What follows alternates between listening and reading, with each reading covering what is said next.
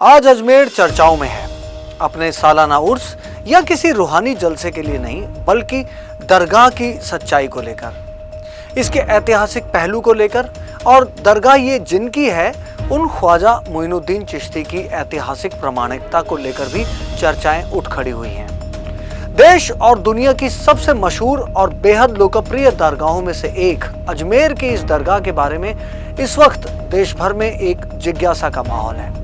लेकिन कौन थे ये ख्वाजा मोइनुद्दीन चिश्ती, कहां से आए थे ये, और क्या होता है ये चिश्ती शब्द? आइए सबसे पहले इसे समझते हैं। चिश्ती लफ्ज इस्लामी रहस्यवाद का एक रूप है जो वैराग्य पर जोर देता है। इसमें ईश्वर के प्रति समर्पण और भौतिकता से दूर रहने पर बल दिया जाता है।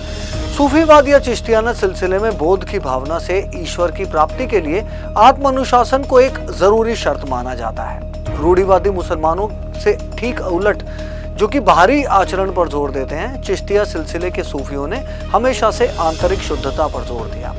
चिश्तिया सूफी मानते हैं कि मानवता की सेवा करना ईश्वर की सेवा के समान है। चिश्तिया सिलसिले की नींव भारत और उपमहाद्वीप में ख्वाजा मोइनुद्दीन चिश्ती ने ही रखी, जो कि फारसी मूल के सुन्नी मुस्लिम दार्शनिक और धार्मिक विद्वान थे। उन्हें गरीब नवाज और सुल्तान हिंद के नाम से भी जाना जाता है।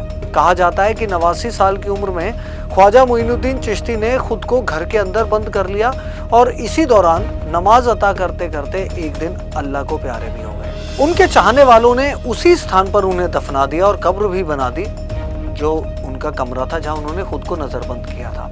ये तो था ख्वाजा मोइनुद्दीन चिश्ती और चिश्ती शब्द का शुरुआती इतिहास परिचय। लेकिन बड़ा सवाल ये उठता है कि जब दिल्ली हिंदुस्तान का सिरमाया था, हर विदेशी यात्री, दार्शनिक या हमलावर दिल्ली में हिंदुस्तान की शक्ल ढूंढते थे, तो फिर क्या वजह थी कि ख्वाजा मोइनुद्दीन चिश्ती ने चिश्ती सिलसिले के प्रवर्तन और फैलाव के लिए अजमेर को चुना? क्यों ईरान से सीधे अजमेर आकर इलाही नगमों, कव्वालियों, समाख्वानियों और लेखों के जरिए अजमेर में ही चिश्तिया तकवीयत को तामीर किया? इसका सीधा और सटीक कारण अजमेर का उस वक्त देश की राजपूत राजधानी होने के अलावा उत्तर पश्चिमी भारत का प्रमुख सांस्कृतिक केंद्र होना भी है। ये एक बड़ा कारण है। इस्लामिक रहस्यवाद के प्रसार और उसी के बुनियादी तरीके से उसके बढ़ावे के लिए ऐसी ही जगह दरकार थी जहां संस्कृति और उसके प्रभाव अपने चरम पर हों। साहित्य, संगीत, लोकगीत और लोक परंपराओं का जहां गहवारा हो। राजपूत और कबीलाई सभ्यताओं के बीच में जाकर रहस्यवाद के इस्लाम को समझाने के लिए गीत, संगीत और लोक माधुर्य का होना जरूरी था, जिससे उसी से मिलती जुलती शैली में इस्लाम का प्रचार किया जा सके। ठीक वैसा ही जैसा सदियों बाद ईसाई मिशनरियों ने भारत में किया। ये अनिवार्य तत्व अजमेर के अलावा दक्षिण भारत में ही मिलते, जहां भाषा अपने आप में एक समस्या होती। और एक बड़ी बात यह कि विदेशी विचारों और धार्मिक मान्यताओं को जिस उत्साह और हौसले के साथ उत्तर भारत में स्वागत दिया जाता था, दक्षिण में इसके विपरीत किसी भी बाहरी दखल अंदाजी को आदर नहीं मिलता था। यही वजह थी कि मुगल भी पूरे दक्षिण भारत में अपना परचम कभी नहीं लहरा सके।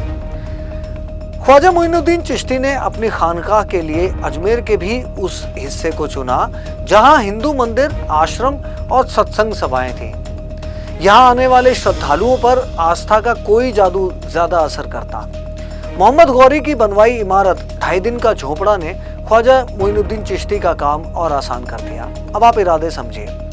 इसके बाद तो अब मोइनुद्दीन की तकरीरों और अनुयायियों की तादाद भी बढ़ने लगी और यहाँ के मंदिरों की जगह इस्लामिक मदरसों, इबादतगाहों और मस्जिदों ने ले ली जैसे जैसे वक्त गुजरता गया।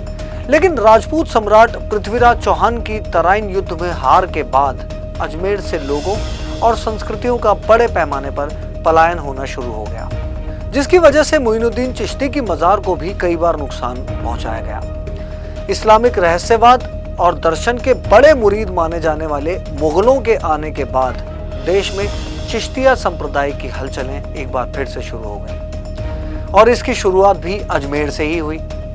मुगल बादशाह हुमायूं ने ख्वाजा मोइनुद्दीन चिश्ती की मजार को एक बड़ी शानदार इमारत में बदल दिया जो आज हमारे सामने है। बहरहाल आज दरगाह से जुड़ा मामला अब जब अदालत में है, ऐसे में वास्तविक और ऐतिहासिक अवलोकन न्यायपालिका के हाथ में है। लेकिन प्रजातंत्र के तीनों स्तंभों की तरफ से इस बेहद संवेदनशील मसले पर अपना सटीक और निष्पक्ष व्यवहार दिखाना होगा।